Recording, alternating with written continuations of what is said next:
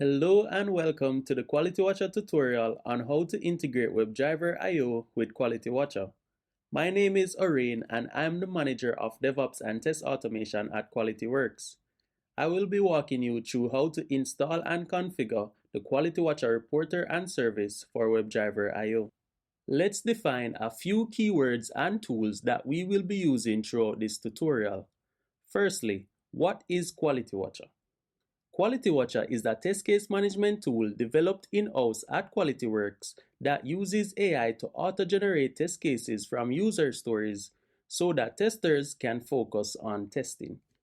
This tutorial is specific to WebdriverIO, which is an open source test automation framework that runs on Node. WebdriverIO can be used to automate modern web and mobile applications. It also allows you to write your own custom reporter, which can receive messages from the tests and store or output the results in a format that you specify. WebdriverIO also allows you to write your own custom service. With a custom service, you can manage your test suite and integrate results. It has all the same hooks available in your WDIO config file. In order to integrate the test results in QualityWatcher, we had to create both a custom reporter and a custom service as we needed functionality from both. Both modules can be found on NPM, where you will see a written documentation on how to install and how to use. We recommend installing the service, which automatically requires and install the reporter. This is the correct way to use the modules. To install, you want to navigate to the root of your project folder and type npm install at qualitywatcher/wdio-service-save. This will install the WebdriverIO custom reporter and service that is needed to integrate with QualityWatcher. The service requires a few options in order to operate correctly. Email. This expects a string value of the email address associated with your QualityWatcher account, but it is not mandatory. However, the API key is mandatory, and it is needed to authenticate the requests sent to QualityWatcher with your test results. You will need to create an API key, and I will show you just how in a few. We also need your test run name. This will be the title of your test run in QualityWatcher. Description. This expects a string and will be the description of the test run created in QualityWatcher. Project ID. This is the ID number for the project that includes the cases you are executing. This should be a number and not a string. Then we have include all cases. This is a boolean to either include all the cases from the test suite that you have in QualityWatcher or only the cases that are included in your test automation.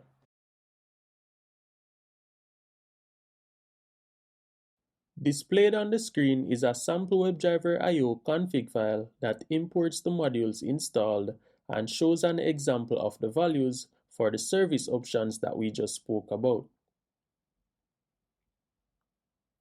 Here is another example. In this example, we are using a .env file to store our API key. So let me show you how to create an API key from QualityWatcher and how to add it to an env file. First, log into your QualityWatcher account. Then, click on the user icon to navigate to your profile. Click API Keys, create API key, and then give it a name. When you're finished, go ahead and click the Create button. You will then be given the details for your API key. Ensure that you copy the key because you won't see this key again. Also, never share your API key. I'm only sharing mine because this is a dummy account and the API key will be deleted. To add your API key to your .env, let's go ahead and create a .env file. You do that by saying touch.env. Here you can see the file is created and it is empty. Now, let's write something to that file. We can use echo to write to that file. Ensure that you replace the key here with your key and run the command. For Windows, you will use these commands here.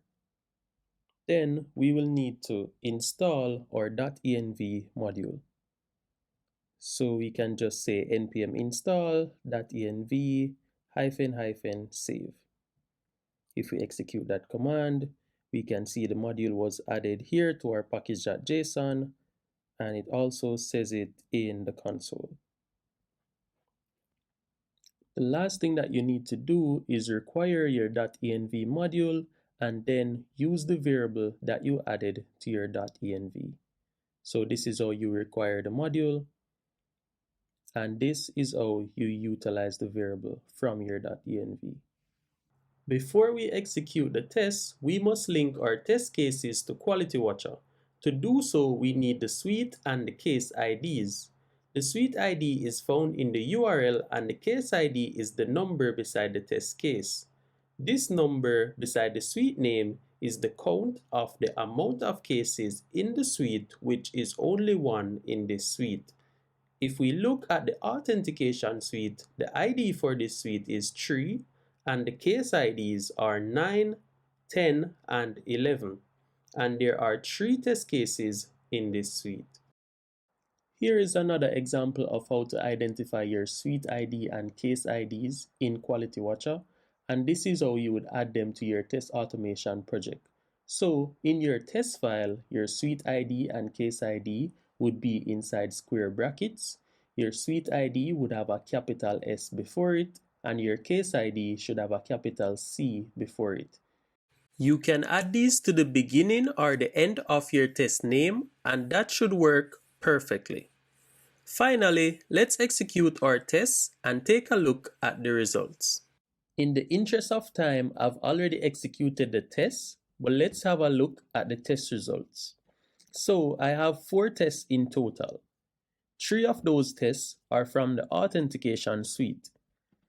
The first one is a logout test that is passing, that is test case 11, and the next 2 are login tests. One of them is passing, but it does not have any suite ID or case ID, and the next one is a test that was skipped, test case 10. For this one without a suite ID or case ID, that means it is not linked to any test case in QualityWatcher. For the last one, this is test case 12, which is a part of the products suite, and this test is currently failing. I deliberately set these tests in these statuses so that you can see how they look as a part of the test results. You should also see some logs from QualityWatcher, and here you can see it says test run sample automation results has been added to QualityWatcher. It will give us a link to our test run, so we can go ahead and open that. And it brings us straight to our results. So we have 1 passed, 1 failed, and 1 skipped. In this case, we only have 3 tests because include all test cases was set to false. And I'll show you what it looks like when that is set to true. So if we go to our test run, you can see we have our test run name and description here. This is how a test run looks for the same cases when include all cases is set to true. So here you can see we have our 1 that is not executed, and this is the 1 test case that did not have a suite or a case ID. QualityWatcher has a lot more to offer, but this is as far as we'll go in this video. You can learn more by navigating to QualityWatcher.com or subscribing to our YouTube channel and get notified when other content comes out. If you have any issues related to these modules, you can reach out to me on LinkedIn or Twitter, and I'll be sure to respond when I can. Thank you for sticking with us until the end. Happy testing.